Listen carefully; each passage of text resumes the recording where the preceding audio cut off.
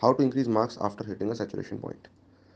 तुम्हारा जो max score है वो 230 है और एवरेज 200 है, सैचुरेशन आ गया है, इसको बढ़ाना है, इसके पार जाना है, क्या करें। कोई भी क्वेश्चन गलत होता है, तीन कारणों से होता है। लैक ऑफ थ्योरी, कोई चीज़ जो आपने नहीं पढ़ी है या फिर अच्छे से नहीं पढ़ी है तो कॉन्सेप्चुअल मिस्टेक हो गई, नहीं पढ़ी है तो अटेम्प्ट ही नहीं कर पाए, या फिर लैक ऑफ प्रैक्टिस जिस वजह से स्पीड स्लो हो गई या फिर सिली मिस्टेक हो गई। स्पीड स्लो हो जाने की वजह से टाइम ज़्यादा लगेगा एक क्वेश्चन में, बाकी क्वेश्चन नहीं हो पाएंगे, और फिर उसके बाद टाइम कम होगा तो पैनिक होगा, इस वजह से स्कोर कम हो जाएगा।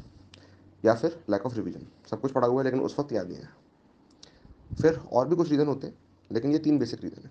हर एक क्वेश्चन में जज करो कि किस वजह से, इन तीन में से किस एक कारण की वजह से या फिर मल्टीपल कारणों की वजह से कोई चीज़ तुमसे नहीं हो पाई, क्वेश्चन तुमसे नहीं हो पाया या गलत हो गया।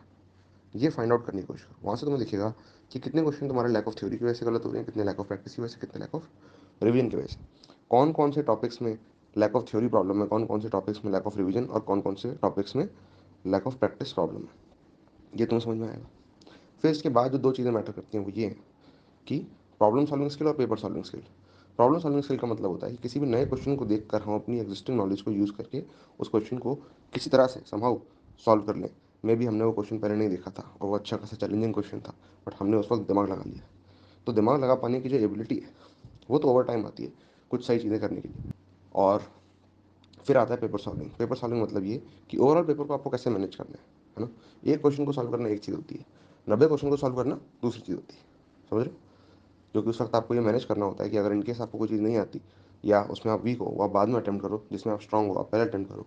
तो कैसे आप क्वेश्चंस को देखकर तय कर पाते हो, कैसे आप टाइमर के साथ कंफर्टेबल हो पाते हो, कैसे आप ओवरऑल सिचुएशन के साथ कंफर्टेबल हो जाते हो पाते हो, और कैसे आप पेपर के पैटर्न को देखकर राइट स्ट्रेटजी उसी वक्त on the spot figure out कर पाते हो और पूरे टाइम अपना इमोशनल और मेंटल बैलेंस नहीं खोते।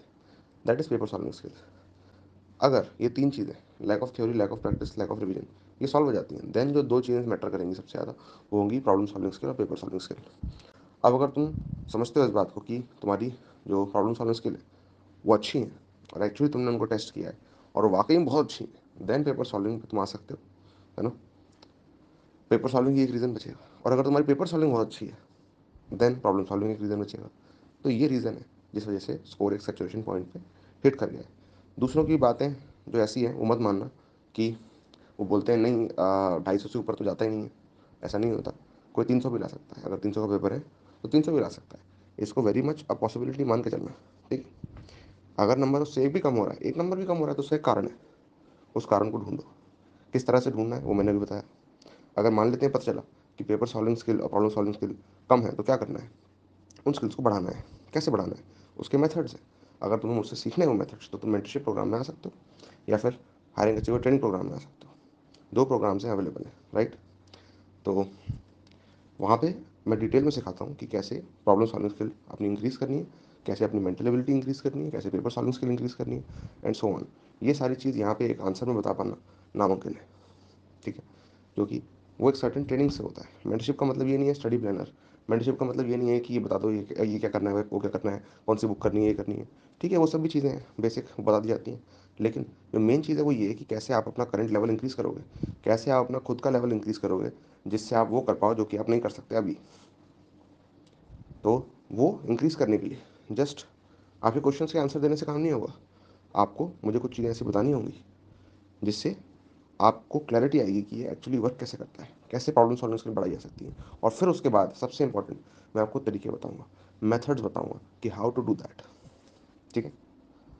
इस तरह से मतलब बताऊंगा, मतलब बताऊंगा नहीं, बताऊंगा मतलब बताता ही हूँ, आपको भी पता चल जाएंगे, ठीक है। तो ये सब चीज़ें जस्ट एक वीडियो से या कोई आंसर से सेटिस्फाई मत करना अपने आप को, ठीक है। जो एक्चुअल स्किल्स हैं वो किसी के सिखाने से ही होती हैं, प्रॉपरली सिखाने से, कंप्लीट क्लैरिटी देने से, और फिर टास्क देने से, और फिर उसमें अगर कोई सवाल आ रहा है, कोई अड़चन आ रही है, उसे क्लियर करने से, ठीक है। तो इसके लिए कभी भी सेटिस्फाई मत हो जाना एक आंसर से, जो कि मेरे से नहीं, तुम किसी और से कभी पूछोगे वो तुम्हें एक आंसर दे देगा, तुम सेटिस्फाई हो जाओगे नहीं। जो चीज़ें एक क्वेश्चन के आंसर में हो सकती है वो मैं कर देता हूँ, लेकिन जो चीज़ें क्वेश्चन के आंसर में नहीं हो सकती हैं, जिनके लिए एक्चुअल तरीके नीडेड है, उसके लिए मैं मेंटरशिप प्रोग्राम ही रिकमेंड करूँगा, ठीक है।